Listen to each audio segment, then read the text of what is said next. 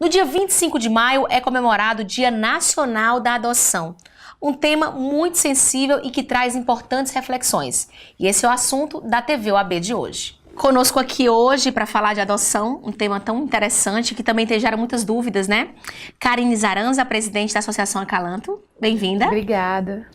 E Dairton Oliveira, promotor da Infância e da Juventude. Bem-vindo. Obrigado. Vou fazer uma pergunta aqui que é uma dúvida pessoal minha, assim, né? É uma pergunta simples, mas que, de fato, eu tenho muita dúvida e acho que é a dúvida do pessoal também que está assistindo a gente. O número de pais querendo adotar é suficiente para o número de crianças que querem ser adotadas, doutor Dairton? Em relação a números, em relação à quantidade, chega a ser até o triplo de pais querendo adotar em relação ao número de crianças disponíveis para adoção. Essa conta não fecha hoje por conta dos perfis, porque as crianças que estão disponíveis para serem adotadas têm um perfil a partir de 7 anos, enquanto a preferência daqueles que querem adotar é num perfil de, no máximo, 0 a 3 anos. Essa é a grande maioria. Então esse filtro é o que realmente dificulta esse processo também? Não necessariamente. O que mais dificulta esse processo é a invisibilidade dessas crianças que estão nas instituições de acolhimento. Não se dá o que a gente chama de chance para o amor, para esses casais que querem adotar crianças, conhecerem crianças num perfil um pouco mais avançado. Então elas têm um estereótipo na mente delas de que essas crianças, porque passaram de uma determinada idade, não poderiam ser amadas, não poderiam ser adotadas. A gente precisa fazer o enlace dos dois. Conferir visibilidade a essas crianças para que esses casais possam amá-las. Entendi. Vamos falar um pouquinho da Acalanto, Karine, assim. Eu, quando conheci a Acalanto lá na OAB, fiquei muito surpresa, achei uma instituição linda, muito interessante. Fala um pouquinho de como nasceu a Acalanto e como é que ela funciona hoje. A Acalanto, ela surgiu em 2013. A maioria das pessoas éramos voluntários de uma instituição de acolhimento e nós percebemos a falta de desinformação em relação à adoção no momento em que nós acompanhamos a adoção de uma das crianças nessa instituição. E era uma criança que era especial e, assim, as pessoas informavam que não existia essa possibilidade da adoção. E a gente foi buscar informações em outros estados, porque todas as pessoas não tinham informações concretas em relação a esse processo. E a gente descobriu que existiam esses grupos de apoio à adoção no Brasil inteiro. E como a gente percebeu a diferença, realmente, assim, a mudança de vida dessa criança a partir do momento em que ela se tornou filho, a gente percebeu que, na verdade, que essas crianças precisavam realmente eram de famílias. E a gente começou a mudar esse nosso foco de trabalho, porque a gente ia lá, brincava com as crianças, fazia uma atividade, ajudava no banho, e a gente viu que aquilo ali, a gente ia embora e as coisas não modificavam. E a gente começou a trabalhar como um grupo de apoio à adoção para tentar dar garantia à convivência familiar e comunitária, que é um direito fundamental dessas crianças, né?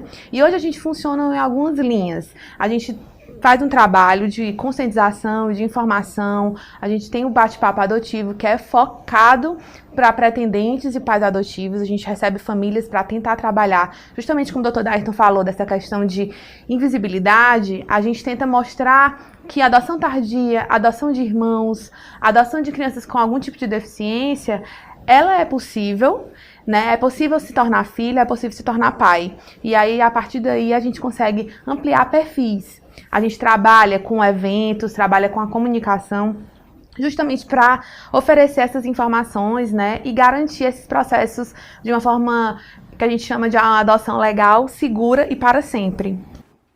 Bacana. Dairton, uma outra dúvida que eu tenho. Se você, às vezes você no seu convívio diário, você passa todos os dias pela mesma rua e você percebe ali uma criança em situação de abandono, né, uma criança no sinal, uma criança realmente que precisa de um acolhimento, né? Se você tiver uma iniciativa e um desejo de repente, tentar ver a possibilidade de adoção de uma criança daquela, mesmo ela tendo a mãe genética lá, o pai, mas você vê que é uma situação extrema daquela criança, existe a possibilidade de tentar uma adoção nesse ponto? Ou a mãe, de fato, mesmo numa situação complicada, tem prioridade? Como é que funciona isso, assim? Sim.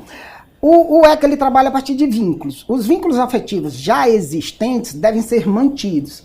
A adoção, a colocação de uma criança em família substituta, família por adoção, seria a última opção, seria a última tentativa. A primeira tentativa é de manutenção desses vínculos, de fortalecimento desses vínculos, com aquela família com quem ele já tem a afetividade. É bom que se esclareça que o biologismo é completamente fora do ECA. Não é porque você é parente biológico que você tem legitimidade para reclamar uma criança dentro da justiça. O conceito de família do Estatuto estabelece claramente que só é família para o ECA aquele que convive, tem afinidade e afetividade com aquela criança.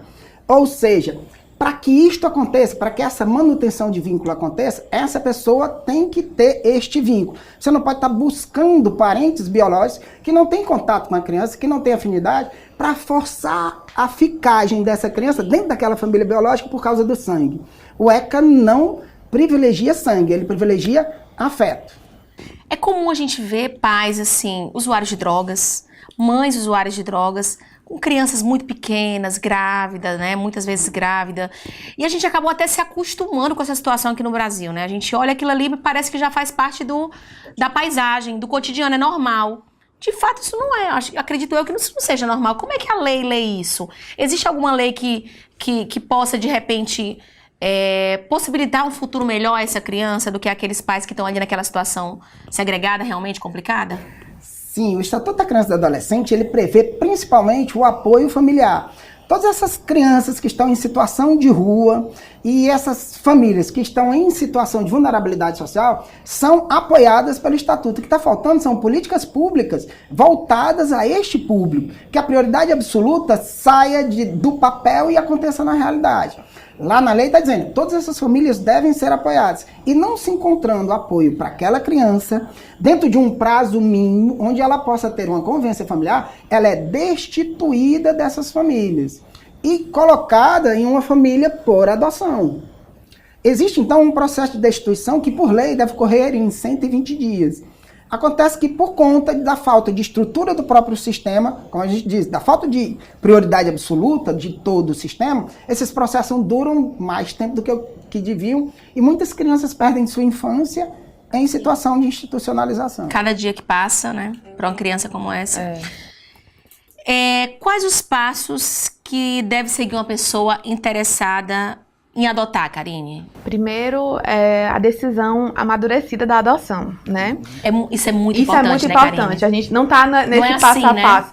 Porque a criança não é tentativa. Você vai se tornar pai e mãe. Então, é preciso entender o que isso vai acarretar de mudança na sua vida. Com isso amadurecido, você deve seguir para o setor de cadastro no fórum. Lá você vai entregar você vai receber a listinha de documentação que você tem que entregar, preencher um perfil, né, dessa criança, desse filho, que pode ser alterado durante todo esse processo. Então eu posso chegar com esse imaginário de que o filho tem que ser uma criança, um bebezinho, e durante esse processo eu perceber, não, eu posso adotar uma criança mais velha, não, eu posso adotar irmãos. Então você pode fazer essa alteração desse perfil durante todo esse processo. E aí você vai receber a equipe técnica para fazer um estudo social, vai ter uma entrevista com o promotor, vai participar de um curso. E aí você vai se cadastrar, você vai se habilitar. A partir daí você vai aguardar esse cruzamento das informações do seu desejo, do seu filho, com as crianças que estão disponíveis para adoção. E aí você vai receber essa ligação, lhe convidando a conhecer seu filho, né? E aí você vai iniciar o processo de vinculação, essa criança vai conhecer, vai ver se realmente você deseja isso. É direcionado a uma criança específica? Isso. Ela vai ter esse cruzamento e aí vai dizer assim, olha, eu tenho uma criança tal nesse seu perfil, você aceita? E ele vai dizer, aceita ou não. E aí, se aceitar, eles vão lá na instituição de acolhimento, vai conhecer essa criança, e aí se eles toparem, não, a gente quer realmente, vai iniciar esse período de convivência, lá vai começar a visitar, depois vai levar para passeio, depois vai passar o final de semana, até o momento em que eles recebem essa guarda provisória. E aí vai depender do período, mas pode ser 6 meses ou mais. E aí depois acontece a adoção. E aí a adoção ela é definitiva, irrevogável. Então, assim, todo o direito que um filho biológico tem, o filho adotivo tem, vai ter o nomezinho na certidão, tudo igual. Uma pessoa pode ir até um abrigo E se ela quiser adotar algo, se ela se encantar por alguma, ela pode adotar uma criança dessa forma mais natural? Não. Em vez de ser uma criança direcionada, eu posso chegar lá, eu gostei dessa criança. Não pode. Não pode? Não pode, porque assim, nem todas as crianças que estão nas instituições de acolhimento, elas estão disponíveis para adoção. Podem ter crianças que estão fazendo vínculo com a família para o retorno familiar. Então, assim, não são todas. Inclusive, a grande maioria não está disponível para adoção. Você dar essa informação. Hoje nós temos 84 crianças disponíveis para adoção, num universo de 329 aqui em Fortaleza. Então, na hora que você faz uma visita dessa, o que você tem um universo 4 vezes maior de crianças acolhidas em relação às que estão disponíveis. Geralmente, as menorzinhas, que são a preferência, ainda não estão disponíveis para adoção. E isso é que dá o problema. Karine, e vamos falar um pouco do evento da Acalanto, que vai ser agora em junho, né? Um grande evento com nomes interessantíssimos aí para falar de adoção.